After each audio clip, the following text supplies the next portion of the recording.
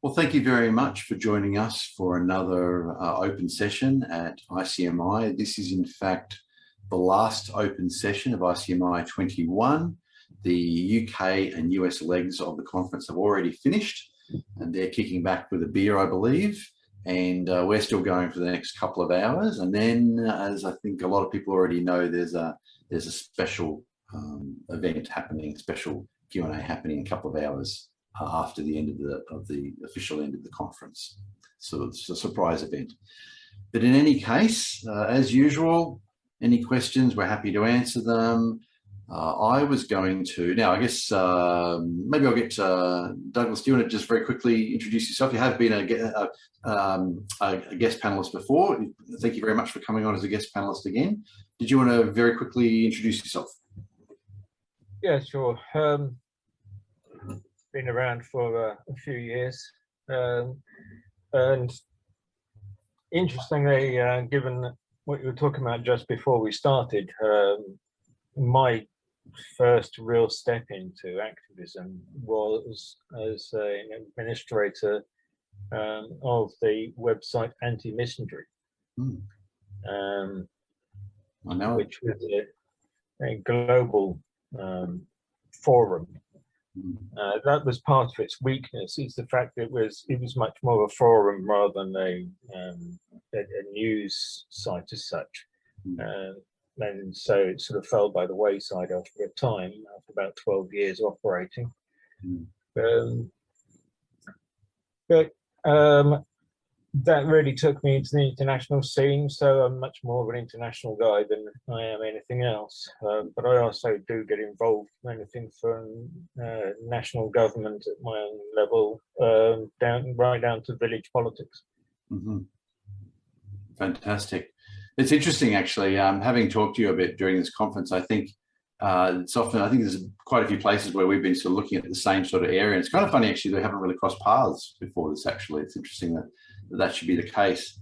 But yeah, misandry is probably what got me into men's rights, actually. And a lot of people came in as a result of something that had happened, a particular incident, and then they go down the rabbit hole. For me, it was just the underlying misandry in society. It was just absolutely, I'd known this for a long time, even since I was a teenager. But I eventually reached a point where I felt I had to step up. And that was around about a decade ago for me. So if we don't have any questions yet, I don't know, Douglas, Natalie, do you want to raise any issues or to talk about particular areas? Otherwise, I'll jump in and pick something. No, you go for it, and I will, as I said before we started this, so let me just cover a couple of things, but the subject's open. So as a lot of you now know, Rob and I do a webcast called The Tackle Box, which was shown just before this, or one episode was. And on that, you would have seen me be rather vocal, more so than I am in this. And Rob and I were just discussing it, and it was like, basically, when it comes to men's issues and men's rights, I go off logic, emotion, and opinion. I'm not academic, so I haven't studied it, I haven't learned it, I haven't done any of that, so I'm not academic. So in this, whenever I say something, it's purely out of an opinion, and what I think is right. So what's good for the goose is good for the gander. In other words, if females have all these rights, why don't men? So that's where I'm coming from. And so when it comes up to what you want to talk about, I'm like, whatever, because all you're going to get out of me is the truth when it comes to my opinion, my emotion, and what I think is the right thing to do. I think that's probably why it works with the tackle box too, because I'm very much the sort of facts and figures guy, and I spent a lot of my time looking at data and compiling data and presenting data and so forth. I think that's probably why it works with the tackle box too. in terms of our different approaches. With us, because we're yin and yang of it. Exactly. That's right.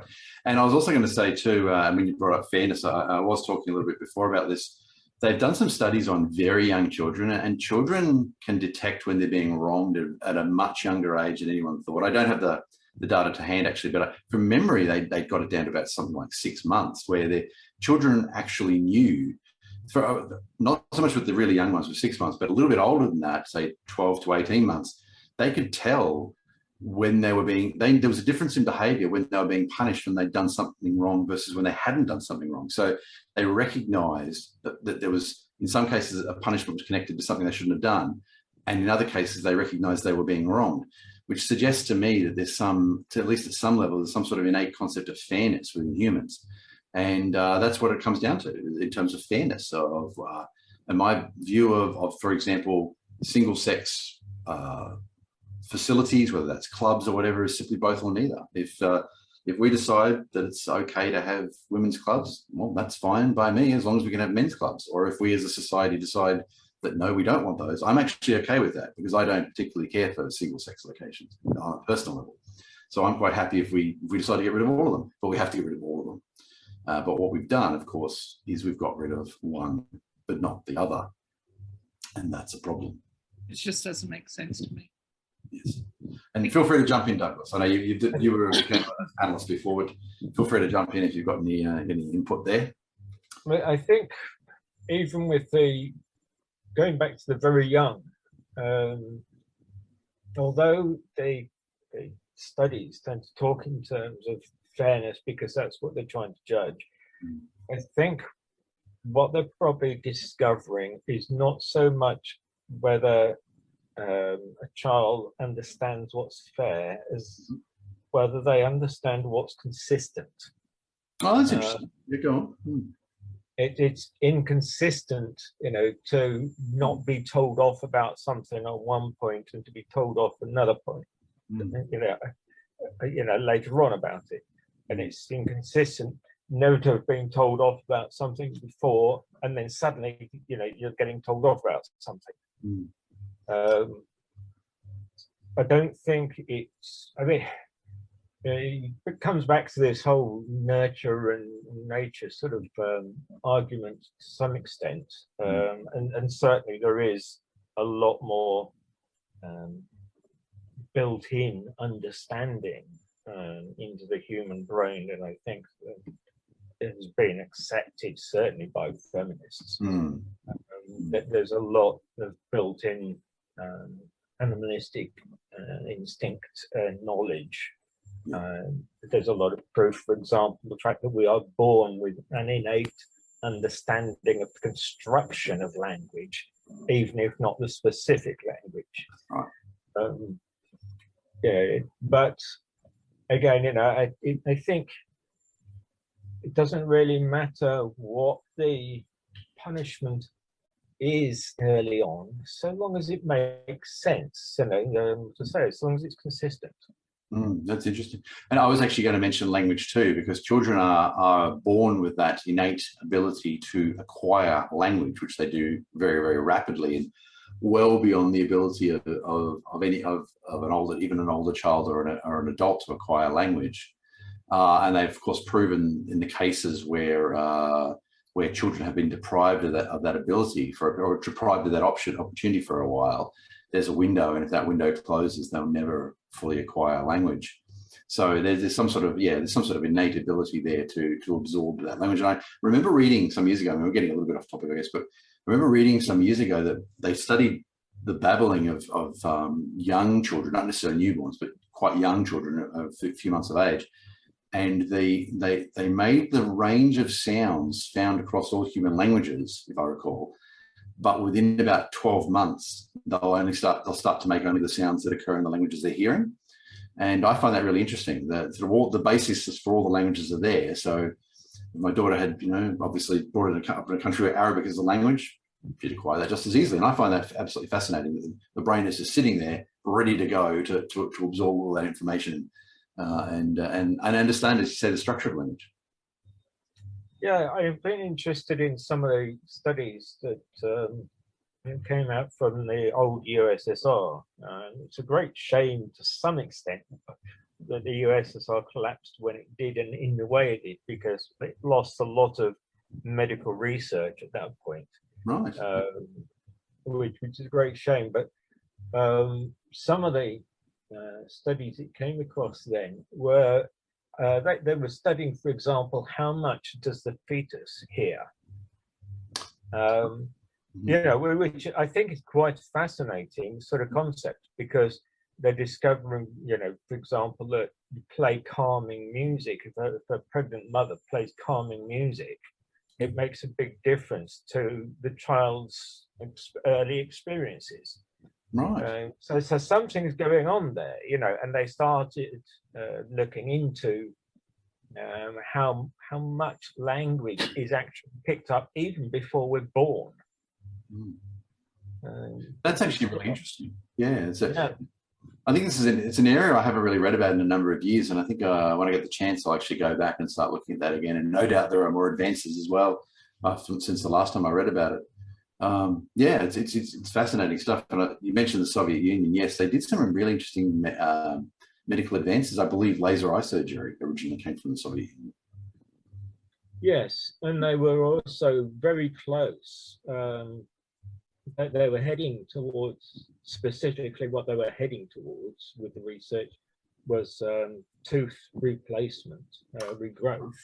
Right. But they got to a point where they were able to get fruit flies to regrow legs and something at will. You know, messing around at genetics at that level and able to say, okay, yeah, we can actually get an implant. And where they're trying to go to was to say, okay, it's sometime in the future we'd be able to just inject a key genetic plant into the root where a tooth should be, and you'd grow a new tooth. Right. So you're saying they actually lost information when the Soviet Union fell? Well, I don't know if the information was lost, but the impetus was lost.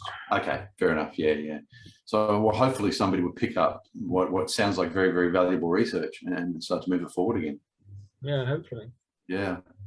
So I have a page on Wiki for Men called Casual Misandry. So some people have started to use the term everyday misandry, but I actually prefer the term casual misandry. I don't know. I guess that's the original term that I heard. And everyday misandry sounds a little bit like everyday. You know, feminists use that term sometimes, like everyday feminism and so forth. So I prefer casual misandry. I was just going to get to a couple of examples of that I've recorded in the past. But Carl's got a comment. So Carl just said, I think I have read that deaf babies babble too, but this decreases due to lack of hearing feedback. But I think a bit of maybe wrong about that. I believe from my own recollection that that's true. They start babbling as well, but it does decline because I guess they're not hearing that response, and we're not hearing those sounds back to themselves. Yeah, I think that's right. Which is again comes down to that. Go on, Douglas. The Japanese, I think it was the Japanese, certainly somewhere in the Eastern world, they were doing studies, and I've not tracked through. It was probably about 5 or 10 years ago, so it might be interesting to look it up. Because they were doing research that was taking them leaps and bounds ahead for deaf children in able to speak. Because typically the way that we're doing it in the West, children who are deaf don't start able to speak until 5 or 6 years old or later. But they were getting children to speak almost as quickly and readily as the hearing. Wow. Yeah. Because they're understanding, and using the understanding of, okay, you're babbling. Now all we've got to do is teach you whether or not we can understand you. Oh, right. So they provided them some sort of feedback, which would help them in actually understand that. Yeah. Right. That's fascinating, actually. Yeah, I hadn't heard that. And of course, it's, as I often say, having lived in a couple of different countries, each wealthy country, usually does some things a little bit better than the others, and some things not quite as well. And it is good when we can learn from each other. So I was going to mention. Go on. I agree with Douglas as far as the child listening to soft music, because even though it was a while ago now, when I was pregnant with my son, I went to see this band with my partner, with my son's father, and it was loud and it was rock and it was heavy, not like heavy metal, but it was a heavy sound. And my son kicked the crap out of me. Like, I was actually in physical pain, where I said, we can't stay, we've got to go home. Oh, so a rock concert when pregnant is a mistake. Yes. Yeah. When really pregnant. But it does add to the fact that what they can hear inside the womb. Yes. And what you play them might affect them once they come out. So when he came out, it was a little shit, kicked the crap out of me still. So the first item I wanted to mention in the in terms of casual misandry is one of my favourites. Men are genetically inferior. Now, I've heard feminists say this even quite recently. So I don't know. Natalie, Douglas, do you have any thoughts on that? I certainly have some. The claim that men are genetically inferior. Yeah. It's one of those things that you just want to do that. Like, you cannot be that stupid. Yeah. Well, you know where it comes from. I mean, because the Y chromosome is a truncated version. So right. Since we started learning about chromosomes, we've actually discovered a heck of a lot more going on. There is actually stuff attached on the outside. I'm not scientific enough to get into it and to record it all, but I know there's stuff that's attached outside of the chromosomes that don't affect us as well. Well, one of the no, go on. So it's all a bit too simplistic and stupid. Yeah. So you're absolutely right that they do draw that into it about the Y chromosome. One of the concerns that they had about the Y chromosome for a while, and it made newspaper headlines, Y chromosome has 5 million years left, which even before I'd investigated it seemed silly, because I think it's improbable that we would happen to discover that the Y chromosome was about to fail in geological or in biological terms just before it did, 5 million years before it did. And they know now that that's not the case. The two paired chromosomes, all the other chromosomes, of course, are paired with an equivalent, an identical chromosome, and they correct each other. The Y chromosome, they argued, had no way of correcting itself, and so it would degrade. But my understanding is they've since discovered that the Y chromosome essentially carries 2 copies of a lot of the genes and corrects itself, basically. And that doesn't completely solve the problem, but it does mean that it's not going to disappear in 5 million years. And even if the Y chromosome did eventually disappear, that alone would not be the end of the male gender, as some feminists suggested. But Douglas said, have you ever heard of the concept of male variability? Male what, sorry? Have you ever heard of the concept of male variability? No. Okay, so I think this is tied up with the whole idea of their claims about male inferiority or genetic inferiority. Essentially, you see across a wide variety of characteristics. I wrote an article on this for Voice for Men some number of years ago, and I'm going to write another one actually, because there's actually been additional research done. And males appear, there's growing evidence, and it's pretty strong now, males vary more than females in a wide variety of characteristics. And one of the things that turned up when I was writing the article, and I hadn't even discovered this one before, it was quite new, was males vary more in personality as well. So there's physical characteristics. So males vary more in height, in weight. So the total variation of range within males is more than within females in general. And I think I just feel it's tied up with the idea of the claims of genetic inferiority, because they will look and see. I mean, males have higher mortality rate at every age, right? And part of that is genetic, because of the fact that the X chromosome does not have another pair, another X chromosome in a male. So there are a number of genetic conditions that will occur in males and not females. And so you do see higher rates of death among, as I said, every age. So you've got young, infant boys dying more often than infant girls and so forth. But you also see variability at the high end. And the feminists, I notice, like to focus on, they'll basically talk about genetic inferiority, which is really, I think, male variability where it disadvantages men. But there's another component, which is male variability where it advantages men. And they always conveniently forget that. So they're quite happy to embrace half the picture and not the other half. So, for example, if you look at IQ, you see that above 140 IQ, and admittedly, okay, there's lots of things to be said about whether the relationship between IQ and intelligence and so forth. But above 140 IQ, at 90% of the people who have an IQ of that level are male. So, and that's absolutely, the data, there's like a century of data to show that's the case. So there's this whole idea about male variability. And I think that they're sort of embracing part of it, the negative part, and not the positive part. That's my feeling about it.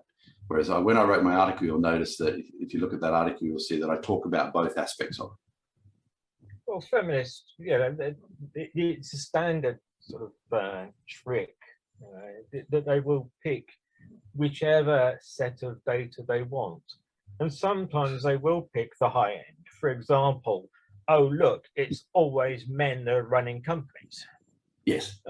Without ignoring the fact that, it's also men that are cleaning out the sewers and sweeping the roads. That's right. Because men have a greater variation. And yes, you'll find more men at the top and you'll find more men at the bottom in almost anything, I think.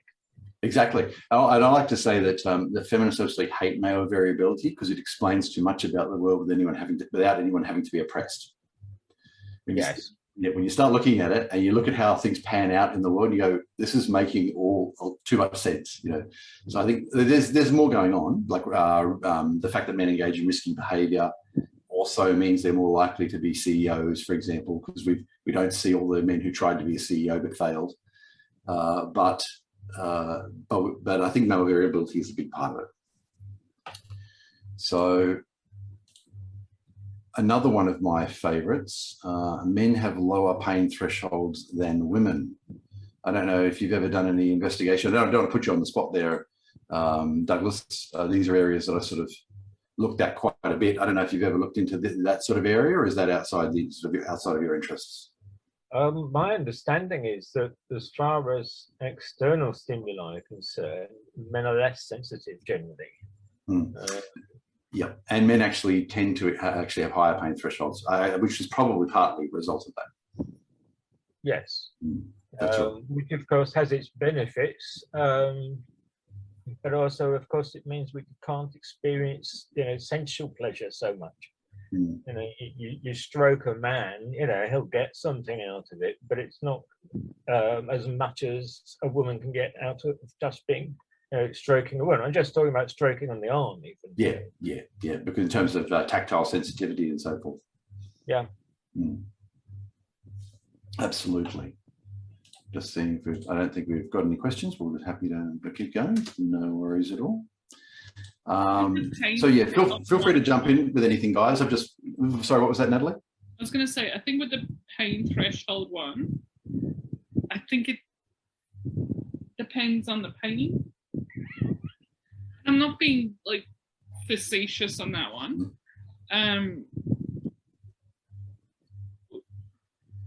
Even as something as simple as a period pain can be crippling to a woman, but we sort of get used to it and go out and work our normal work and work through the pain.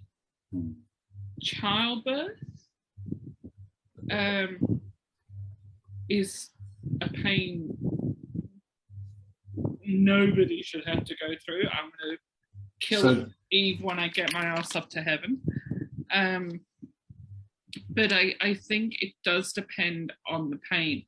When it's something, I think when it's like a broken leg or, you get smashed in the face or not, guys can just shake it off where girls will be reeling around in pain.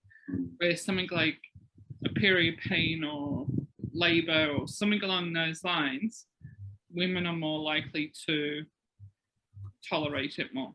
Well, there's a hypothesis. I don't know that they've proven it, but so originally one of the arguments in favour of women having higher pain thresholds was in fact that because women experience period pain, labour pain, they ought to have higher pain thresholds. But what when they found that this wasn't the case, I think they looked a bit deeper, and there's at least a hypothesis that rising progesterone levels in pregnancy may act as a pain suppressant. So that by the time women reach the third trimester, they've gained pain suppression out of it, but that then declines again. That's one of the arguments they put forward.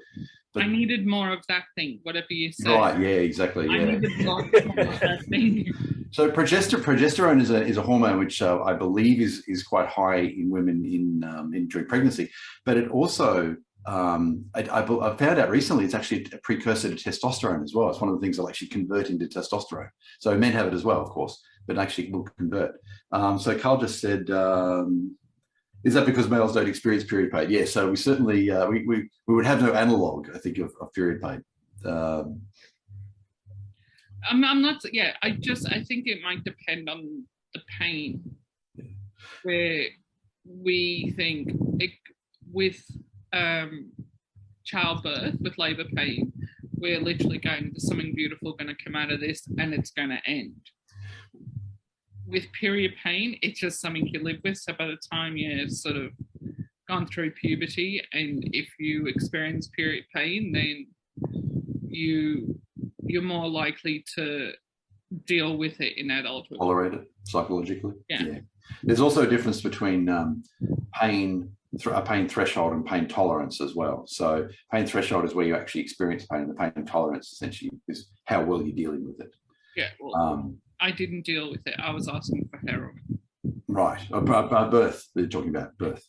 Yeah. Childbirth. Yeah. I just can't imagine what it must be like, trying to. I've had an ex say, well, the best way I can explain what it's like to deliver a baby is just try imagining crapping a concrete grapefruit. And it's kind of, I just can't imagine it, I mean, it's just, just out of this world. So I would describe it, but it's rather graphic, so I won't. Carl was just clarifying that, he's talking, I think we all got understood that you meant that because men can't experience period pain. So the medical fraternity is actually taking real interest in this recent data, though, suggesting about men having high pain thresholds, because it appears that they might have been giving the wrong amounts of painkillers to people, because the entire medical profession seemed to have internalized this idea, and they may have been under-medicating women and over-medicating men. And so there is a serious sort of issue going on here in terms of them looking at just how much pain medication they should be giving people, and should they be considering taking gender into account, which I touched on in my talk, because gender is essentially a medical template. When they look at your various results, they're comparing them to the norms for your gender. And if we're now looking at gender disappearing from birth certificates, one concern I have is that that's going to have a medical impact on people. If I go to hospital and they understand more about the gender differences and they can tailor treatments to me, surely that's better. But if that information is lost because now gender isn't being recorded, I think there's some serious implications in there. But shut up. No, go on. No. I understand the identification of wanting to be represented as either non-binary or transgender male, female. Mm. What I don't understand is the non-binary parents forcing that on the child. Mm. Because as a child, everything's black and white. Douglas touched on it earlier, where they like consistency. With being called non-binary, there's nothing consistent. We're not stopping a boy from playing with dolls or a girl playing with cars. We're just identifying this child with who they physically represent. So when they grow up, they understand the difference. So in terms of and by all means, Douglas, jump in. I noticed you made a comment about gender or sex. I'd love to get to that in a sec, actually. We can have a chat about it. In terms of the medical side of things, being intersex or not being clearly male or female I think it is important too, because if someone's going to treat you, if someone's treating a patient and that person is intersex, which is the scientific term, I think that it is important that that information is there. And maybe, if they said something like birth certificate could have male, female, or intersex, I think that's a fabulous idea, because there are people who aren't going to fit those norms, those templates that we have for male and female, and I think the medical fraternity need to recognise that and maybe tailor treatments there as well. Douglas, you actually posted a comment. Did you want to talk about gender or sex? Possibly. Yeah, well, I noticed you were just saying about gender, and I think what you were meaning was sex. But then I have to stop myself, because part of the battles I join in with at the United Nations level with the international men's movement and family movements up there is the fact that so far, in legal terms, at the United Nations, gender and sex are the same thing. Mm-hmm.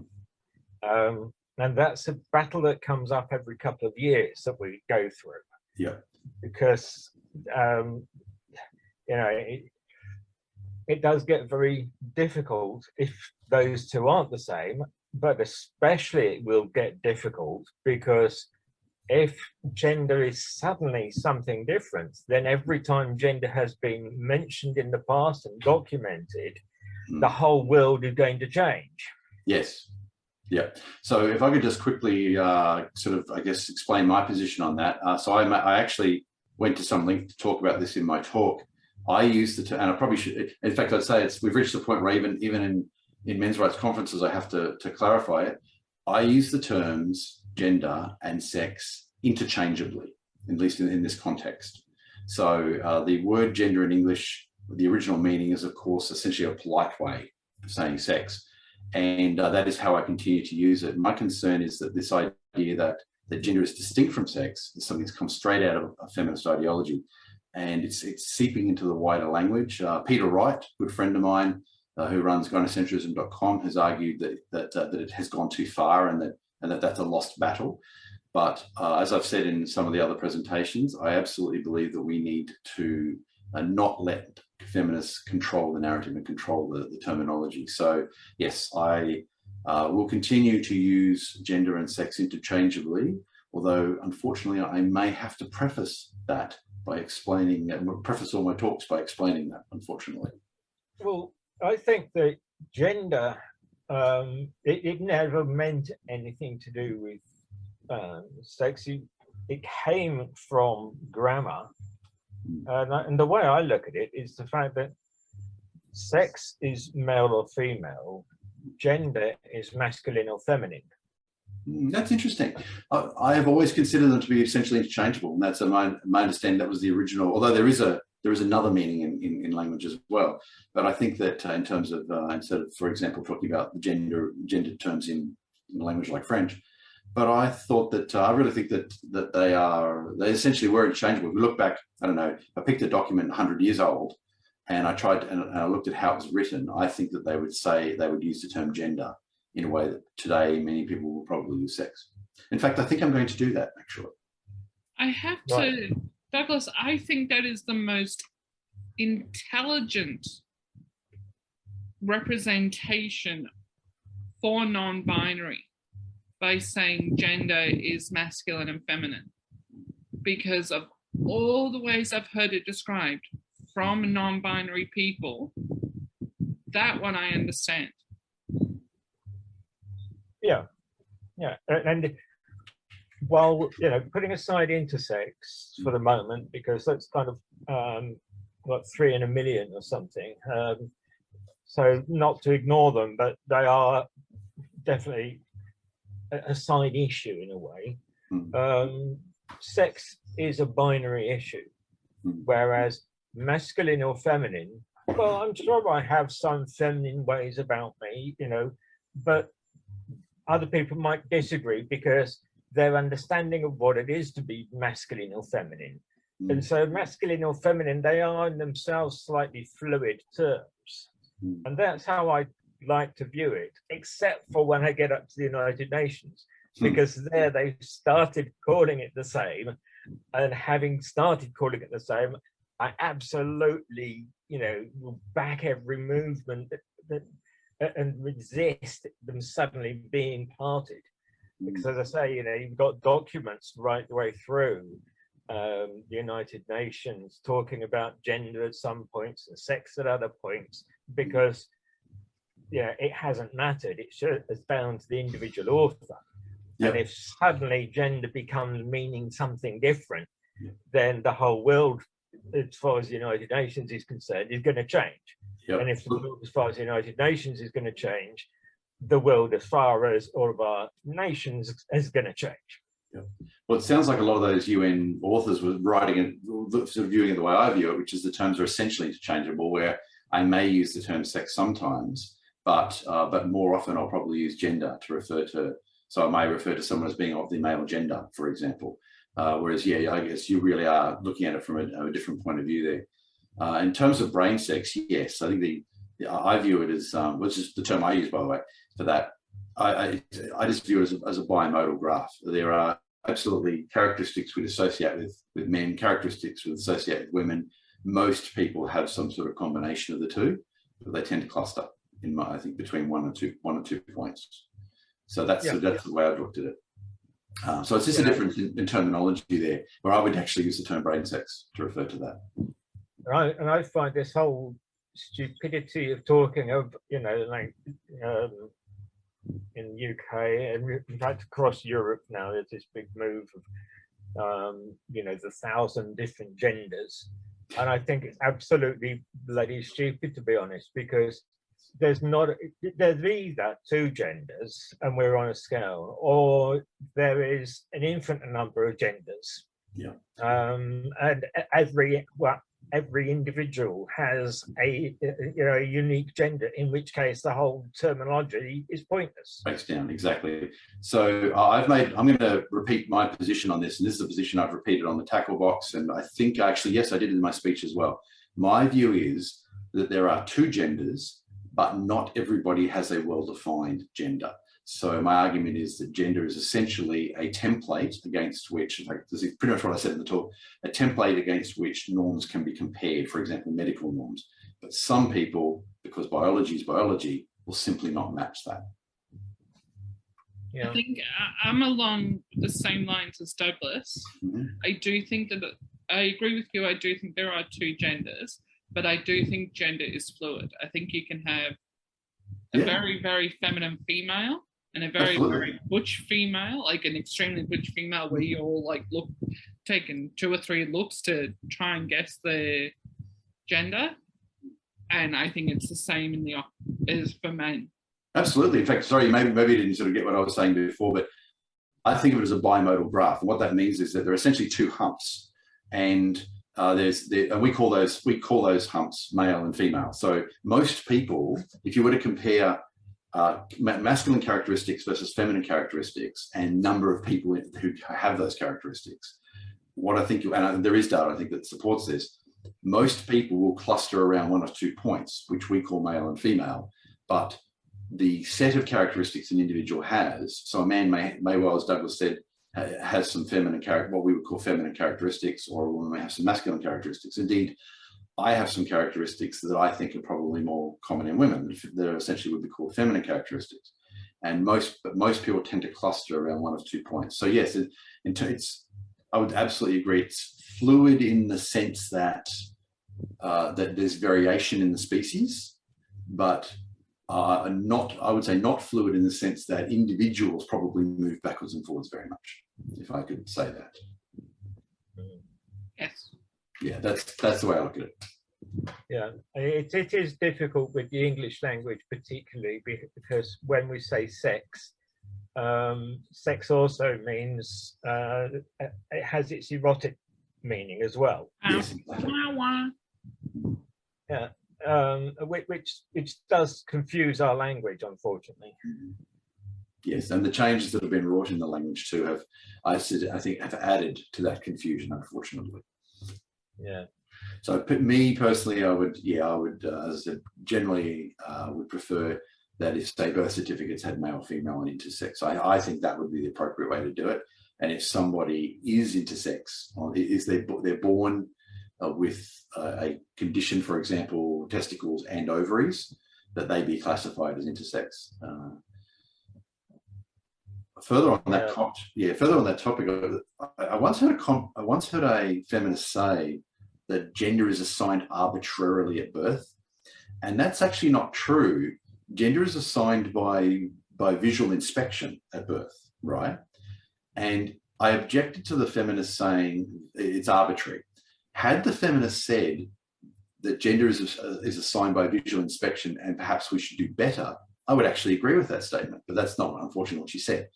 But if maybe we should be starting, we currently do assign gender by visual inspection at birth. Perhaps we shouldn't be doing that anymore. Maybe we should be doing some more tests on newborns, and it's establishing if they're intersex and classifying them as intersex. So for their own benefit. No. Okay. Go on. Yeah. Yeah, I don't know. I just